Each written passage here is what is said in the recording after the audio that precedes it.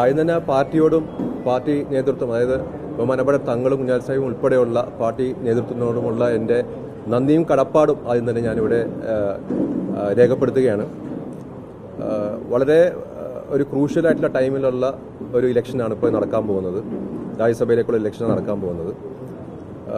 എന്നെ സംബന്ധിച്ചിടത്തോളം ഞാൻ ഡൽഹിയിൽ തന്നെയാണ് 10-25 വർഷമായിട്ട് തുടർന്നുകൊണ്ടിരിക്കുന്നത്. അതുകൊണ്ട് ആ ഒരു പോസിറ്റീവ് നോട്ടിലായിരിക്കണം പാർട്ടി എന്നെ ദൗത്യം ഏൽപ്പിച്ചിരിക്കുന്നത്.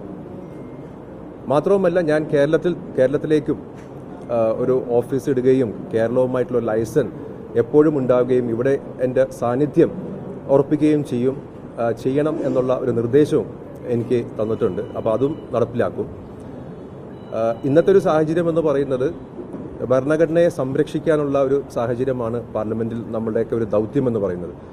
ഈ ഭരണഘടന അവിടെ സംരക്ഷിക്കപ്പെട്ട് കഴിഞ്ഞാൽ പിന്നെ നമുക്ക് ഇതിനകത്തൊന്നും പേടിക്കേണ്ട ഒരു ആവശ്യവുമില്ല. അപ്പോൾ ആ ഒരു ദൗത്യവുമായിട്ട് മുന്നോട്ട് പോകാനാണ് പാർട്ടി എനിക്ക് നിർദ്ദേശം നൽകുന്നത്. പാർട്ടി എന്നിൽ വിശ്വാസം അർപ്പിച്ചിരിക്കണം. ആ വിശ്വാസം കാത്തു സംരക്ഷിക്കേണ്ട ഒരു ബാധ്യതയും എനിക്കുണ്ട്. ആ കാത്തു സംരക്ഷിക്കാനുള്ള എല്ലാ കാര്യങ്ങളും ആയിട്ടുമായി മുന്നോട്ട് പോകും എന്ന് മാത്രം ഞാൻ പറയും.